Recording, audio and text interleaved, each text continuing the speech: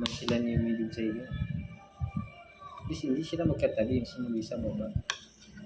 Yung manlating talaga si Emilio. Kaya man dito napunta si Emilio kasi si Emilio, di ba? Napunta dito ni Emilio dito kasi nakarelax ka.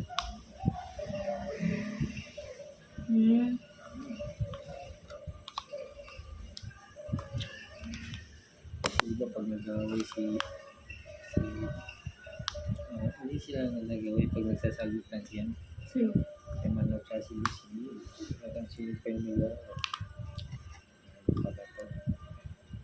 Hindi na nilang ginagawa.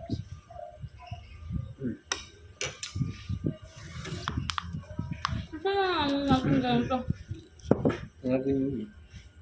Yun yung nilagay. Madali tanggalin dyan. Tumakbang tayo ng Facebook.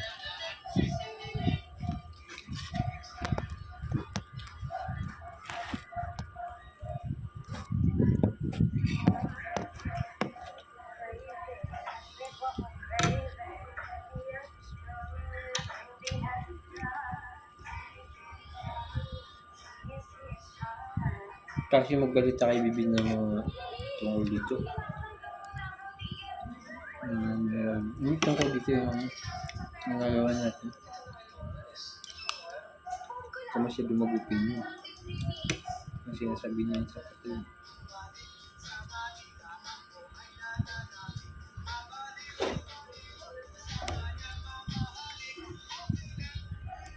Hintik na pala siya maan. Hintikan. Hindi kasi gusto niya na magpa-check up kaso nabigla daw siya inunahan ni Mia. Nagpa-check up din si Mia. So parang nabigla. Ito yung kasi. Siguro, narinig na na magpa-check up si Bibi. Tapos na inunahan na si Bibi. Tit mo. Oo. Tit mo. Magpapacheck up lang sa. Masakit kasi yung tiyan ni Bibi nun. Yung parang nagka-ulcer siya bigla. Magpapacheck up siya. Tapos, naunahan pala siya ni Mia. Na magsabi kayang tinaps na pautang, auntie. Ayun.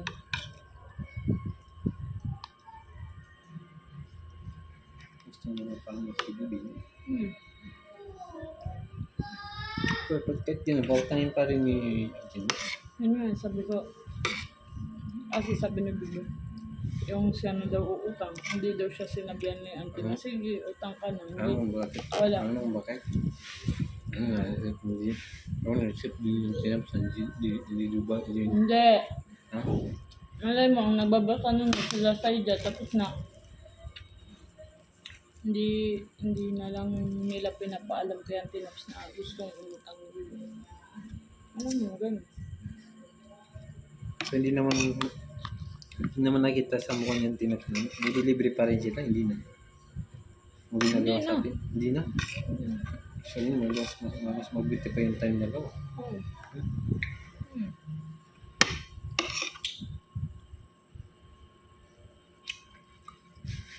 Yun yung pala. Kaya na ito sinasama siya ako. Diba?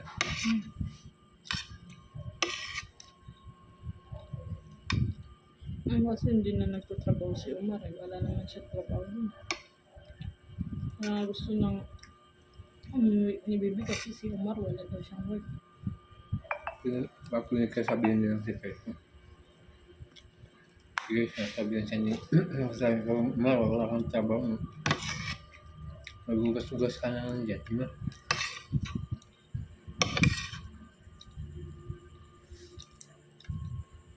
Kasi hindi siya inutusan ng mga kapatid niya.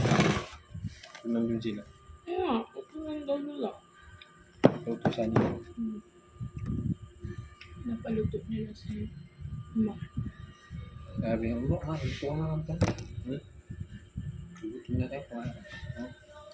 Kasi sila sabi niya, kain tayo. Yun, pag nawala sa pag-utos yung masama.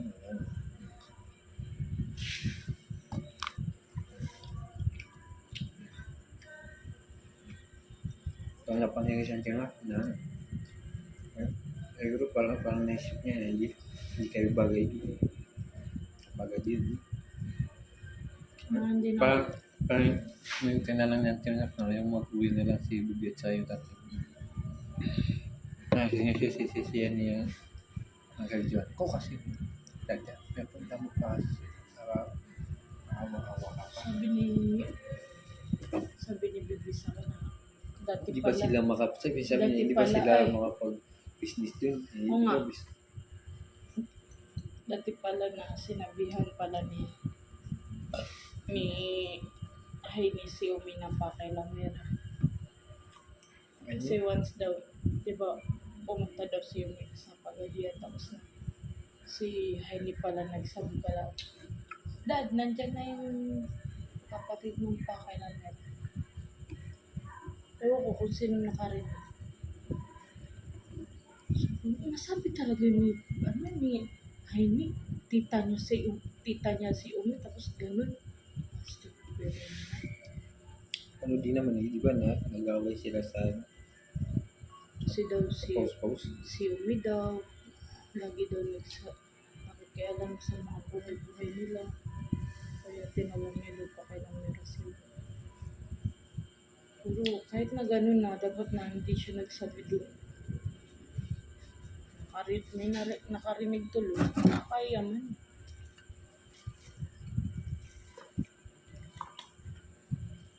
Kaya niyo yan, Busog na. tigas yung okay.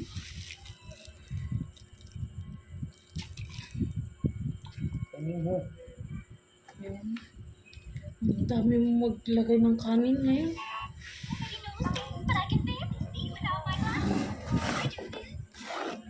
Tigas pa ng burger. Yung pinay. Nobody knows this, but I can barely see without my glasses. I do this because I'm legally blind.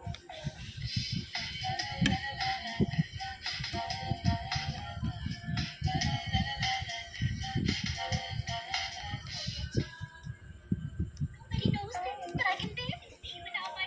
Why do people want Selena Gomez to replace Rachel Zegler as Snow White? When Selena Gomez stepped onto the SAG Awards red carpet in a custom black off-the-shoulder gown, everyone was stunned. She looked like the real-life embodiment of Snow White, with her fair skin, vintage bob, and signature red lips, as if she had stepped straight out of a fairy tale. However, in comparison, unlike the traditional Snow White image, Rachel has a darker complexion, which already sparked controversy among some fans. But what truly turned people against her were her own words. In interviews, Rachel mocked the original story, calling it outdated and old-fashioned. She even admitted she barely watched the original Disney classic. Many found her attitude arrogant and dismissive, criticizing her for disrespecting a beloved character. Despite warnings from Disney, she continued making tone-deaf remarks in public, which led to widespread backlash. Unlike Rachel, Selena grew up in Disney. She has a deep connection to the brand's stories and values, and fans see Bakit her as hindi someone si with a true Selena Disney Gomez heart or yung kind. ginawa nila Snow White? Maganda naman si Selena, no? Iba yung pinaganap nila sa Snow White, ang pangit-pangit. Sabi nila dapat daw si Selena Gomez na lang daw kasi lumaki naman daw siya sa Disney.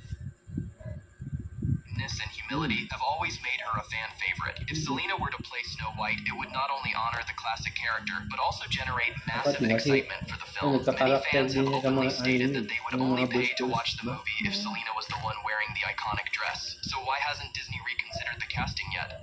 Why do people want Selena Gomez to replace Rachel Zegler as Snow White? Yan yung naging Snow White yun. Why Ang do pangit. people want Selena Gomez to replace Rachel Zegler as Ayun, pangit naman siya maging Snow White. Itong babae ito. Kamukha niya si Sila. Cody Simpson. Snow White when Selena Gomez stepped onto the SAG Awards red. Lalaki.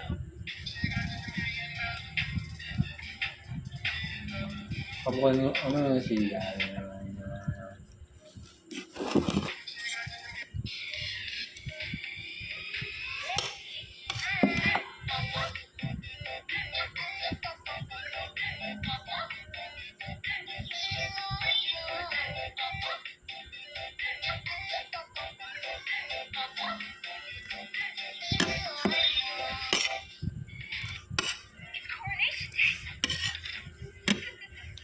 It's Coronation Day.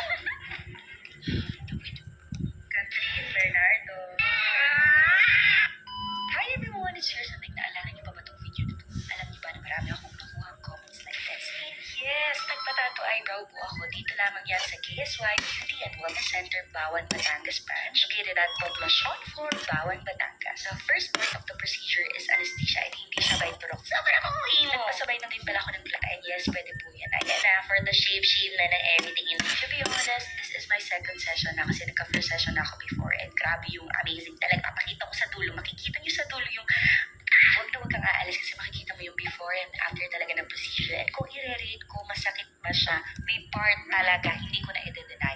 But it was all worth it. And this is the final result. Ipapakita ko na talaga. Ito na talaga. So, ganyan na daw po yung kilay Please ko. call, The tapos end. nakita niyo. Hindi Bako na na, po oh. biro. Anyways, meron po siyang healing plus ano ba? So guys, this is my Restel ko. before and then Binirestel ito kong yung pagkain. after ng first session ko. And then, this is my second session. Sobrang ganda na mga. So, come and Tawag visit dito, KSY Restel Beauty and Mukbang. Wellness Center, Bawan, Batangas branch.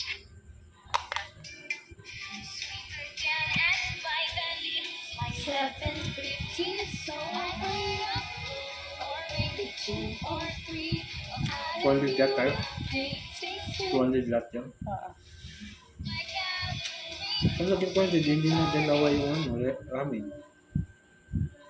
Oo. Kasi 65 yung ramen. Pwede hindi na lang. Tsaka yung ano. Ano nga ba? Kasi 6 days eh.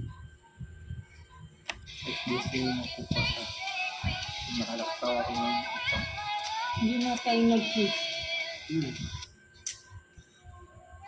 Mo Kaya na lang bawang.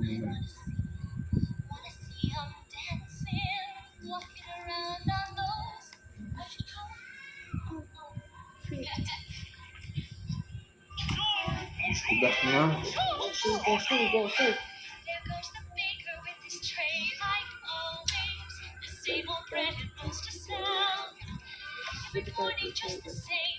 Since the morning that we came to this poor provincial town. Morning, monsieur. We the light starting to see. He calls me. And no one knows. Hindi ka man lang nag-love. Yung prank client eh.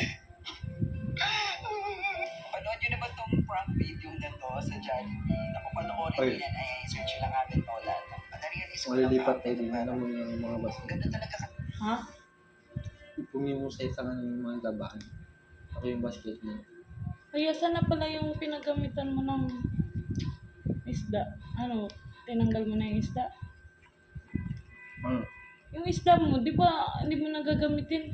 Edi, ano na, pag-ipon-iponin na lang mga damit. Hindi. Ano? Paano sa tanga? Kasi bukas ko pa yung observan yung pan kasi Isang bata kapag subusan mo yun ng tubig. Tinawa sa Eh, nilita. kapag hindi niya nakuha, Pag nakita ko, yung nasitipan ako. Yung kasirip niya mo. I'm wishing to the one night love. To fuck me to death.